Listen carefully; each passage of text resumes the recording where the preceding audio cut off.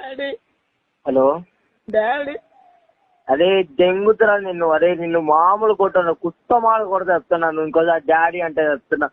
20 సంవత్సరాలు వచ్చాయి లంచడం, నాకు 20 సంవత్సరాలే వచ్చాయి. పెళ్లి కాలేదు, పిల్లి కాలేదు, నా మొట్ట నువ్వు నన్ను డాడీ అంటారు కదా. నువ్వు ఎవరికి పుట్టావు నువ్వు? డాడీ రీఛార్జ్ లేదు డాడీ. ఏం లేదు?